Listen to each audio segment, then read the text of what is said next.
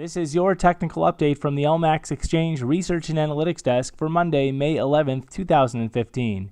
Euro dollar. So the euro has been locked in a consolidation in recent trade, a choppy consolidation, after the market had broken above the neckline of a double bottom formation that potentially projects upside towards the February peak at 115.35.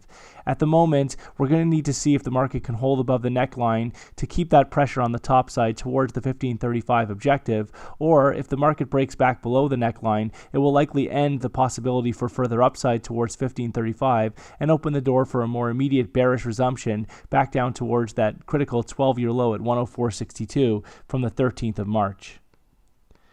Sterling dollar. So cable has been very well bid in recent trade, with the market rallying all the way up above 155 and just shy of the 2015 high at 155.52. At this point, though, the downtrend still remains intact, and a break above 55.52 would be required to force a shift in the structure. Inability to do so will keep the pressure on the downside, with a break back below the recent low that we saw from last Friday at 153.55 to accelerate declines back down towards key short-term support at 50.90. Dollar yen. So dollar yen remains locked in its consolidation, with the market roughly defined between 122 above and 118 below. A break above the 7-year high at 122.03 from earlier this year would open the door for a bullish continuation towards the 125-130 area, while back below 118 would open the door for a deeper correction towards 115.55. That's the December low. But ultimately, a break back below that 115.55 December low would be required to force a shift in the structure, with anything in between seen as bullish consolidation. Euro Swiss. So Euro Swiss has seen some setbacks from the 108.15 February recovery high all the way down to 102.35 in late April.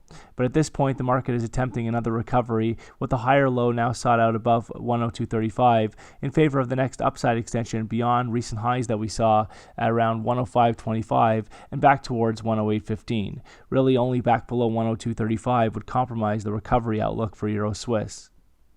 Aussie dollar. So Aussie is locked within a well-defined downtrend, with the market having been trading in a consolidation over the past several weeks. At this point, a lower top is now sought out at 80.75, that high that we saw the other week on the 29th of April, in favor of the next downside extension back below the recent multi-year low from earlier this year at 75.60. Dollar CAD. So dollar CAD remains locked within a well-defined uptrend, and the recent pullback seemed to have found support by a measured move in the 1940 area, and a higher low is now favored ahead of the next major upside extension back towards the recent highs at 28.35 and towards the 2009 peak at 130.65 further up. Really, only a close below 119 would delay the bullish outlook for dollar CAD. Kiwi dollar. So Kiwi is locked within a well-defined downtrend, with the market now looking to put in the next medium-term lower top at 77.44 ahead of a bearish resumption back below the recent multi-year low at 71.76 from the 3rd of February. A break below 71.76 would open the next major downside extension towards the 65 area, while ultimately only back above 77.44 at this point would compromise the bearish outlook.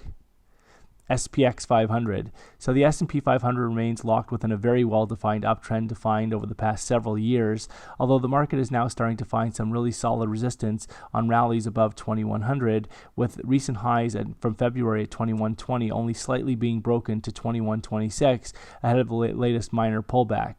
At this point, however, a break below 2040, the low that we saw from the 11th of March, would be required to take the pressure off the top side and suggest that a major top is in place.